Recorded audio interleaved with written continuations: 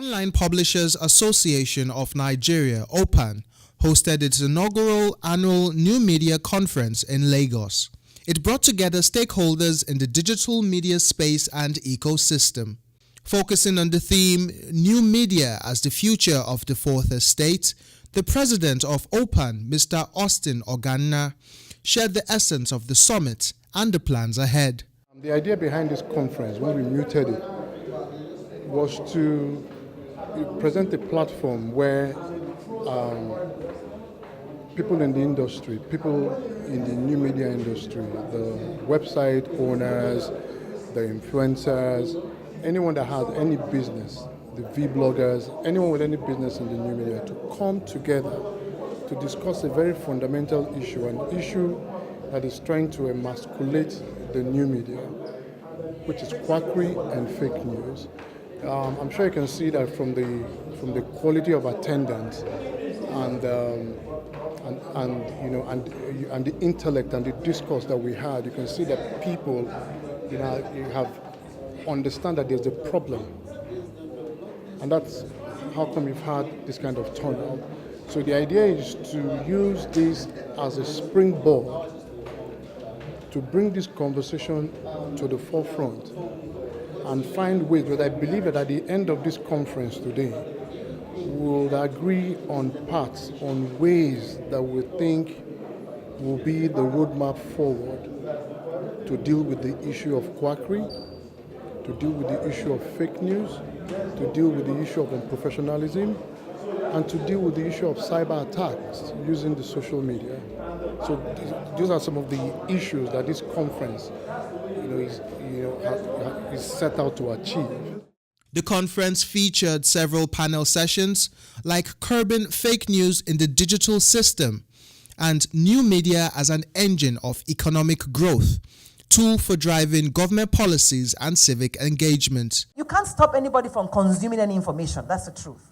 You can consume whatever information that you want. But if you want authentic information, this media house or this media organization has authentic information. And that will become more responsible and not just do things simply because we want to increase the number of likes that we have or because we want to be that organization that everybody goes to first, even if it is fake news. Democracy is impossible. Forget it if there's no good journalism.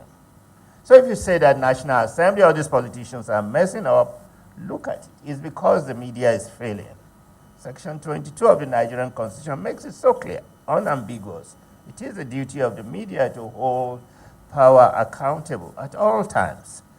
The only institution, not even the police, not the courts, given that statutory power to hold power, the whole political space, and anyway, power in general accountable.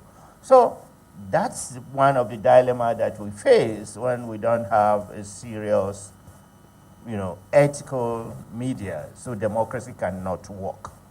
The second is that even the conditions of truth, and this is not local to us, these are resolved issues.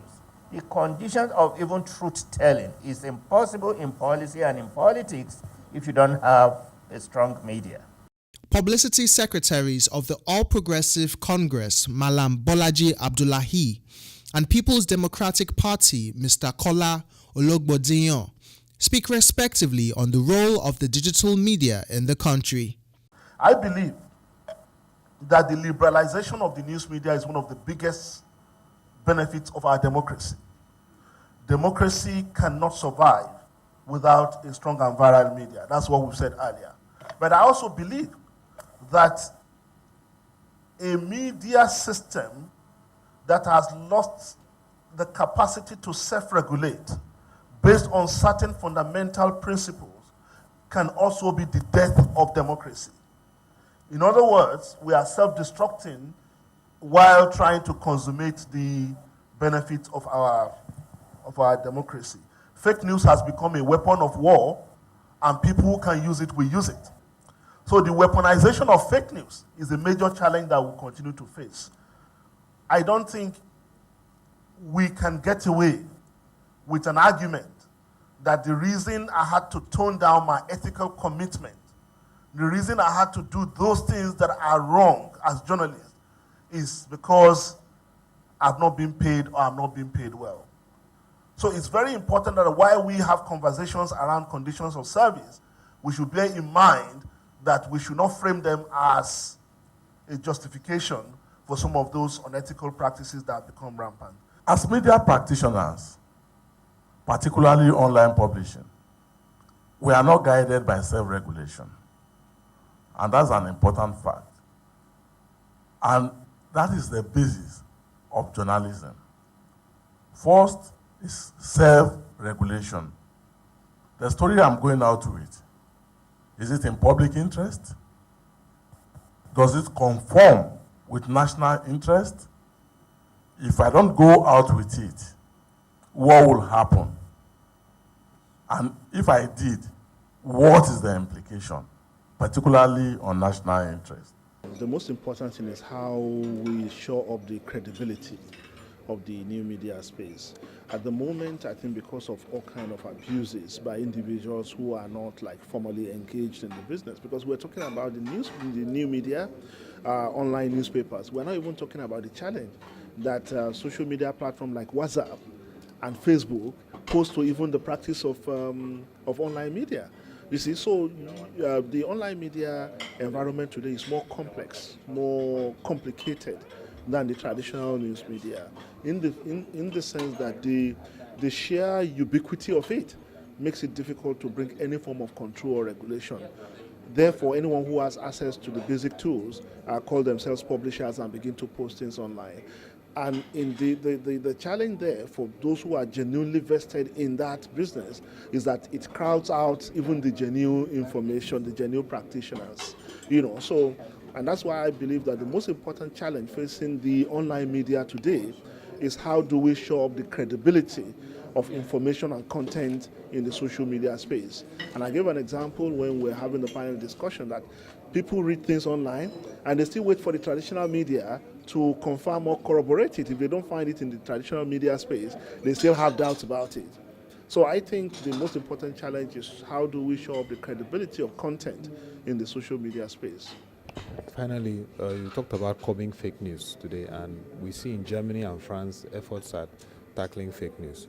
In APC, what's the measure that would be ensuring that you're not regulating but creating an open space, not a regulated space for? I think the best approach is for the social media, the online media practitioners to lead the charge for regulation. That way, when you lead the charge for regulation and control, then you find that people cannot use it to emasculate the media in the name of regulation. But it's a challenge that all of us who operate in the media space must embrace. We should stop being congenitally afraid of the word regulation. Regulation does not necessarily mean emasculation. It only sometimes it fundamentally means that we have to bring some standards of behavior, some standards of practice.